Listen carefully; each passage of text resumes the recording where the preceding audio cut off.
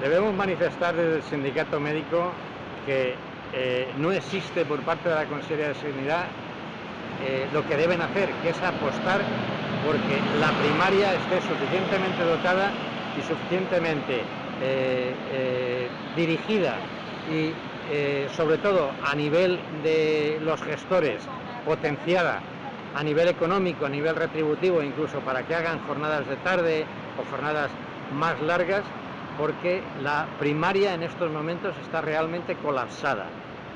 Tenemos hace poco una compañera de Alicante nos presentaba un cartel diciendo: en este centro existen 50 y tantos médicos, en estos momentos estamos trabajando solamente 20 y tantos. Y es lo que está ocurriendo, trabajando como se está trabajando, con un porcentaje de médicos muy inferior por las bajas y las vacaciones que existen, se está produciendo un colapso total de la primaria, y la administración sanitaria, la Consejería de Sanidad, como siempre, se llama andana, no hace absolutamente nada. Ya sabemos que no existen médicos y sabemos que no existen a lo mejor rastreaderos ni enfermeras suficientes, pero tienen en sus manos la posibilidad de ofrecer a los médicos de primaria y a las enfermeras de primaria que puedan doblar el trabajo o puedan irse más tarde pagando horas extraordinarias, como se está haciendo en otras comunidades autónomas como La Rioja, Cantabria, Murcia, Castilla-La Mancha, etcétera. Las horas extraordinarias se están pagando a 50, 70 euros y aquí ni se habla de eso, ni se habla de la posibilidad de que los médicos realmente cuando salgan más tarde las cobren.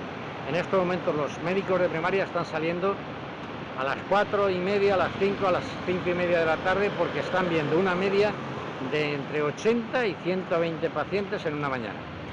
Es muy curioso que exista por parte de la ciudadanía una protesta generalizada, porque muchas veces tienen que esperar en la puerta o tienen que esperar al sol en primaria. Hay que tener en cuenta que casi todos los centros de primaria, ninguno está preparado para tener dos vías de entrada, los posibles COVID y los que no tienen COVID. Y entonces es muy habitual que en el centro de primaria, aunque sea un centro grande, tengan necesidad de que la gente espere en la calle. Después, no existen suficientes vías telefónicas para asistir a los pacientes por vía telefónica. Es muy habitual que la gente proteste porque está llamando continuamente y está comunicando. Pero está comunicando porque las vías telefónicas, que no cuestan nada por parte de la Consejería haber doblado o triplicado el número de vías telefónicas para que se les asistiera, no se ha hecho, y por lo tanto siempre está comunicando. Y después, cuando se le toma el teléfono y se le dice que le va a llamar el médico, lo que la gente no sabe es que el médico tiene citados, a lo mejor, como he dicho antes, 40 o 50 pacientes, tiene las urgencias, otros 15 o 20 pacientes, y tiene las llamadas telefónicas, que son otras 15 o 20. Las llamadas telefónicas las tiene a una hora. A esa hora tiene que llamar a la persona por teléfono, y si no le coge el teléfono tiene que guardarlo y después, posteriormente, cuando pasen unas cuantas horas, volver a llamarlo nuevamente. Lo que significa que las llamadas telefónicas están creando realmente un problema más que solucionando la asistencia sanitaria. Un problema a los médicos, porque los médicos tienen una sobrecarga de trabajo mucho mayor, porque resulta que tienen que llamar varias veces al paciente. Y cuando va a una urgencia a un centro sanitario, se le toma nota de que es urgente y se le pasa al médico, pero la gente no sabe que se le pasa al médico a través del ordenador.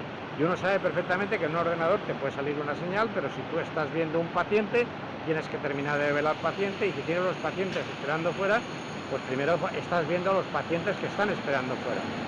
Y a pesar de que tú tienes la llamada de una urgencia, esa urgencia puedes verla a la hora y media, a las 2 horas, y como es natural, el paciente está muy enfadado porque ha esperado mucho tiempo. Pero la culpa no es del médico.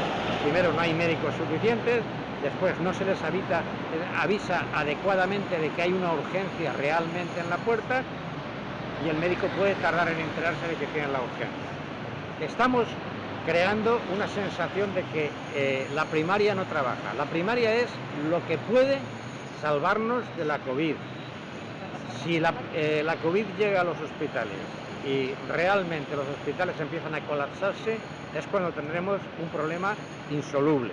Es la primaria la que puede solucionarlo, y la Consejería de Sanidad no está poniendo los medios suficientes, por desgracia.